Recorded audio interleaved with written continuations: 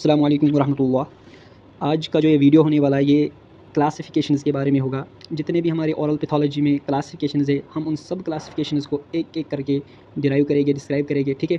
तो जो ये क्लासिफिकेशंस है ये मोस्टली BDS थर्ड ईयर और BDS फाइनल ईयर दोनों में हमें काम आएंगे। तो सबसे पहले अगर हम क्लासिफिकेशन की बात करेंगे, सबसे पहले हम सिस्ट की क्लासिफिकेशन को देखेंगे कि सिस्ट में क्या क्या आता है। जो सिस्ट की क्लासिफिकेशन मैंने यहाँ पे बनाई इसको हम बोलते हैं मास्टर क्लासिफिकेशन। क्योंकि अगर आप देखोगे हमारे शेफर्स में सिस्ट में 3 तरह की क्लासिफिकेशन दी, based on the etiology, based on the WHO या टिश्यू ओरिजिन। तो हमने उन तीनों को एक साथ मिला के एक मास्टर क्लासिफिकेशन को डिराइव किया है। तो इसमें क्या हमने किया है कि सिस्ट को हमने क्लासीफाई किया है 2 तरह के, एक है ओडोंटोजेनिक सिस्ट, एक है non odontogenic cyst. Odontogenic cyst वो सिस्ट होता है जो डिराइव हुआ होगा टिश्यू अपैरेटस से, टूथ फॉर्मिंग अपैरेटस से। Cyst derived from the tooth forming apparatus, उसको हम बोलते हैं ओडोंटोजेनिक सिस्ट। ये 2 तरह के होता है, एक होता है ट्रोसिस्ट, एक होता है फाल्स सिस्ट।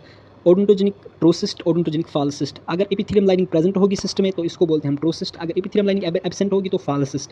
फिर जो ट्रोसिस्ट होता है ये 2 तरह के होता है, एक होता है developmental, at the type of development, जब सिस्ट डिराइव होगा तो उसको बोलते हैं डेवलपमेंटल, और अगर इन्फ्लेमेशन की वजह से होगा तो उसको बोलते हैं इन्फ्लेमेटरी, राइट। फिर डेवलपमेंटल फर्दर 2 तरह के होता है, एक होता है इंट्रोशियस, एक होता है एक्सट्रोशियस। जो बोन के अंदर होगा उसको बोलते हैं डेवलपमेंटल इंट्रोशियस, जो बाहर होगा उसको बोलते हैं हम एक्सट्रोशियस। फिर डेवलपमेंटल में हमारा आता है OKC, dentigerous cyst, lateral periodontal cyst, calcifying odontogenic cyst और ग्लैंडुलर ओडोंटोजेनिक सिस्ट।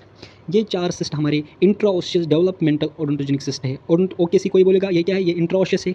फिर क्या है, इंट्राओशियस में कौन सा है, डेवलपमेंटल है और ओडोंटोजेनिक सिस्ट है, ठीक है। ऐसे डेंटिजरस सिस्ट कौन सा सिस्ट है, intraosseous developmental true odontogenic cyst. Lateral periodontal cyst क्या है, इंट्राओशियस है, डेवलपमेंटल है, ट्रू ओडोंटोजेनिक सिस्ट है, राइट।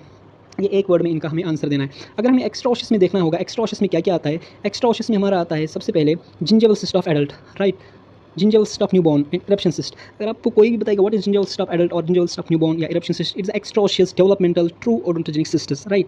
अब हम आएंगे इन्फ्लेमेटरी में। इन्फ्लेमेटरी में सबसे पहले आता है रेजिडुअल सिस्ट। रेजिडुअल सिस्ट में एक चीज़ याद रखनी है, हमेशा इसका जो टूथ होता है ये टूथ के एपेक्स पे होता है और टूथ हमेशा नॉन वाइटल होता है।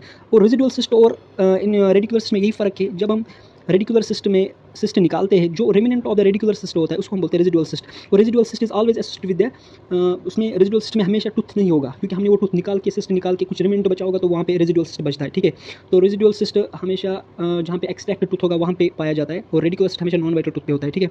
और तीसरा आता है इसमें पेरिडोंटल सिस्ट। ऐसे हम जो इसका non epithelial line, there is a false cyst, false odontogenic cyst पाया नहीं जाता है अभी तक, कोई भी फॉल्स ओडोंटोजेनिक सिस्ट नहीं है, राइट।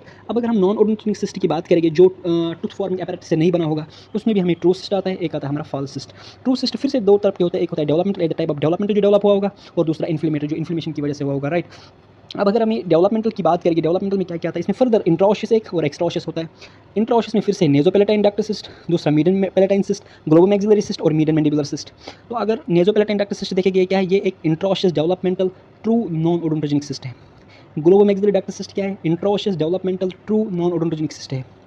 ऐसे आपको अगर एक्सट्राओशियस में देखेंगे क्या क्या है जो हमारे बोन के बाहर हो गए, एक इसमें आता है palatal cyst of newborn, nasolabial cyst, thyroglossal duct cyst, epidermoid and dermoid cyst. तो ये सारे सिस्ट क्या है, extraosseous developmental true non odontogenic cyst, right.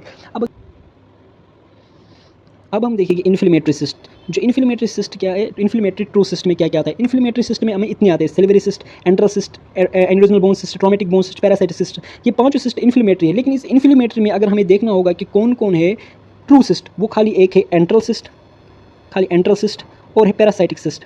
ये दोनों इन्फ्लेमेटरी ट्रू सिस्ट है। लेकिन जो बाकी के 3 है, salivary cyst, aneurysmal bone cyst और ट्रॉमेटिक बोन सिस्ट, ये तीनों नॉन एपिथेलियल लाइन्ड होते हैं, तो ये सीरो सिस्ट आएंगे। अगर हमें इन्फ्लेमेटरी ट्रू सिस्ट देखना है वो हमारा सिलेवरी, ये एंट्रल सिस्ट है और पैरासाइटिक सिस्ट है, राइट। ये 2 हमारे इन्फ्लेमेटरी ट्रू सिस्ट है। लेकिन जो सिलेवरी सिस्ट है और ट्रॉमेटिक बोन सिस्ट और एन्यूरिज्मल बोन सिस्ट, ये तीनों आते हैं हमारे फॉल्स नॉन ओडोंटोजेनिक सिस्ट में, ठीक है। सिलेवरी सिस्ट का लेकिन मोस्टली म्यूकस एक्सट्रावेजेशन सिस्ट ही फॉल्स सिस्ट होता है। जो इसका म्यूकस रिटेंशन सिस्ट है वो ट्रू सिस्ट माना जाता है, राइट। वो ट्रू सिस्ट होता है, माना नहीं जाता, वो ट्रू सिस्ट होता है, right. So this was all about the cyst classification, cyst की मास्टर क्लासिफिकेशन जो है, राइट। खाली यहाँ पे आपको एक चीज़ लिखना है, इन्फ्लेमेटरी में आपको एंट्रल सिस्ट लिखना है और पैरासाइटिक सिस्ट लिखना है और म्यूकस रिटेंशन सिस्ट लिखना है। बाकी फॉल्स सिस्ट में ये 4 आते हैं, राइट।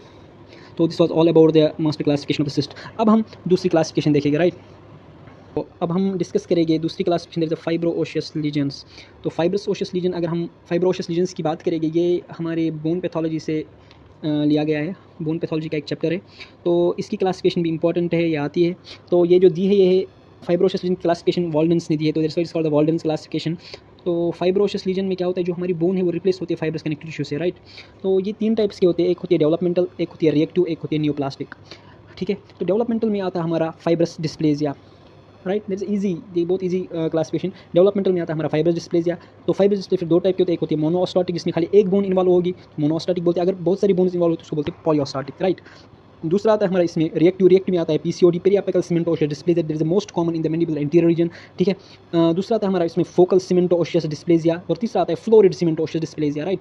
और तीसरा आता है हमारा इसमें नियोप्लास्टिक, नियोप्लास्टिक में आता है हमारा cement osseous fibroma, right. This all about the fibro-osseous lesion. अगर फाइब्रोशियस लीजन की क्लासिफिकेशन है तो वाल्डन्स क्लासिफिकेशन लिख के जाओ। वाल्डन्स में 3 आते हैं, डेवलपमेंटल, रिएक्टिव, नियोप्लास्टिक। डेवलपमेंटल में fibro-osseous, monostotic, polyostotic, and reactive में PCOD, periapical cement osseous dysplasia, focal cement osseous dysplasia, florid cement osseous dysplasia, and neoplastic में सीमेंट ओसिफाइंग फाइब्रोमा, ठीक है। सीमेंट ओसिफाइंग फाइब्रोमा एक बिनाइन ट्यूमर भी है जो only ectomesenchymal in origin होता है, ठीक है। ये भी याद रखना, एक बिनाइन ट्यूमर है, that is ectomesenchymal in origin, right. तो फाइब्रोशियस लीजन में एक नियोप्लास्टिक, इसलिए ये नियोप्लास्टिक में रखा गया है यहाँ पे, ठीक है। एक बिनाइन ट्यूमर है, that is only ectomesenchymal in origin, right. This was all about the fibro-osseous lesions. अब जो ये तीसरी क्लासिफिकेशन जो मैंने ली है वो है वेसिकुलोबुलस लीजन, दैट इज ये हमने ली है स्किन पैथोलॉजी से, वेसिकुलोबुलस लीजन। और ये बहुत ही इंपॉर्टेंट क्लासिफिकेशन है, ये दी है फिट्जपैट्रिक ने, और इसको बोलते हैं फिट्जपैट्रिक क्लासिफिकेशन। और ये हमारे शेफर्स में नहीं लिखी हुई है, और ये वेसिकुलोबुलस लीजन हमारे ओएमडीआर में भी आती है और हमारे ऑरल पैथोलॉजी दोनों में आती है, ठीक है, 3rd ईयर में as well as final year में भी, ठीक है। जो ये वेसिकुलोबुलस लीजन है होते हैं, ये हमारे स्किन पे कुछ ब्लिस्टर्स बन जाते हैं, ठीक है। तो इन लीजन्स को हम बोलते हैं वेसिकुलोबुलस लीजन्स। अब जो ये लीजन हो गए, या ये इंट्रा एपिथेलियम हो गए, खाली ऊपर एपिथेलियम के लेयर पे ब्लिस्टर्स बन जाएंगे, या डर्मल एपिडर्मल हो गया, नीचे डर्म्स के अंदर हो गए, नीचे एपिथेलियम के नीचे हो गए, तो उन वाले वेसिकुलोबुलस को हम बोलते हैं डर्मल एपिडर्मल लीजन्स, ठीक है, ठीक है। अब जो इंट्रा एपिथेलियल ब्लिस्टर होते हैं, हमें पता है एपिथेलियम के बहुत सारे लेयर्स होते हैं, ठीक है, ऐसे ही याद रखना इसको, एपिथेलियम के बहुत सारे लेयर्स हो गए। अगर ब्लिस्टर्स बन गए होगी ग्रेनुलर लेयर में, तो वो ग्रेनुलर लेयर में आएंगे, या स्पाइनस लेयर में भी हो सकते हैं, या सुपराबेसल लेयर में भी हो सकते हैं, या बेसल लेयर में भी हो सकते हैं, right. That's very important thing. और इजी वे में आपको ऐसे याद रखना है कि वेसिकुलोबुलस लीजन 2 तरह के होते हैं, एक होता है इंट्रा एपिथेलियल और एक होता है हमारा डर्मल एपिडर्मल।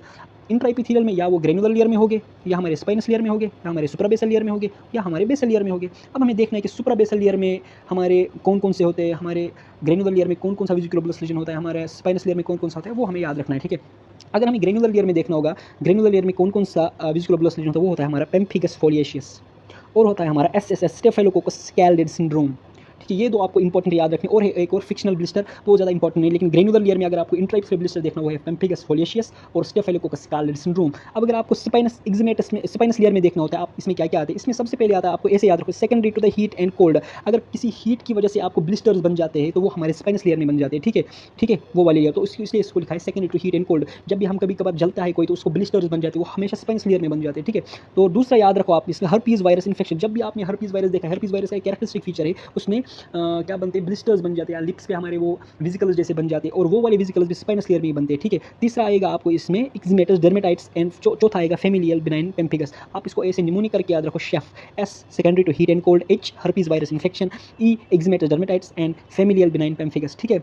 अब उसके बाद सुपराबेसल लेयर, बेसल लेयर के ऊपर जो लेयर होती है सुपराबेसल लेयर, उसमें आता है हमारा pemphigus vulgaris, Darier's disease and pemphigus vegetans. 3, pemphigus vulgaris, pemphigus vegetans and Darier's disease, ठीक है। पेम्फिगस के 3 टाइप्स होते हैं, pemphigus vulgaris, pemphigus vegetans and pemphigus foliaceus. Pemphigus vegetans and pemphigus vulgaris दोनों सुपराबेसल लेयर में होते हैं, लेकिन पेम्फिगस फोलिएशियस जो होता है वो हमारी ग्रेनुलर लेयर में होता है। That is a very important MCQ, ठीक है। और याद रखिए, इसमें आप ऐसे याद रख सकते हो, पीडीपी, ठीक है, पीडीपी करके याद रखो, पीडीपी, ठीक है। पेम्फिगस फोलिएशियस, पेम्फिगस ये डेरियर्स डिजीज एंड पेम्फिगस वेजिटेंस, ठीक है।